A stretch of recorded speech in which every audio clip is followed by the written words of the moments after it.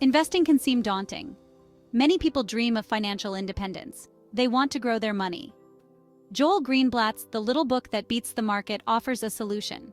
It presents a simple yet powerful strategy for achieving market-beating returns. This book is a beacon for both seasoned investors and beginners.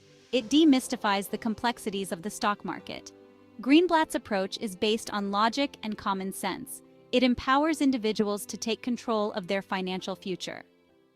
Greenblatt's magic formula is the heart of the book. It's a straightforward two-step process for identifying good companies at bargain prices.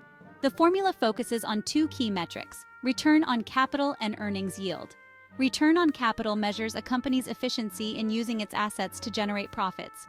Earnings yield, on the other hand, indicates the return an investor can expect relative to the stock price. The magic formula ranks companies based on these two factors. It favors businesses with high returns on capital and high earnings yields. This approach identifies companies that are both profitable and undervalued. Greenblatt argues that this combination is the key to long-term investment success. He backs up his claim with extensive historical data. He demonstrates that the magic formula has consistently outperformed the market over long periods. Return on capital is a measure of efficiency. It shows how well a company utilizes its resources to generate profits. A high return on capital suggests that a company is skilled at turning investments into earnings. This is a sign of a well-managed and profitable business.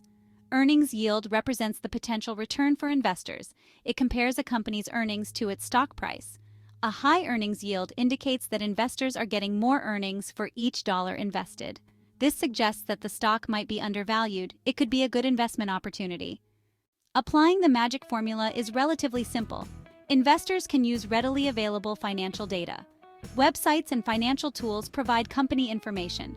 Investors can calculate the return on capital and earnings yield for various companies. They can then rank the companies based on these two metrics.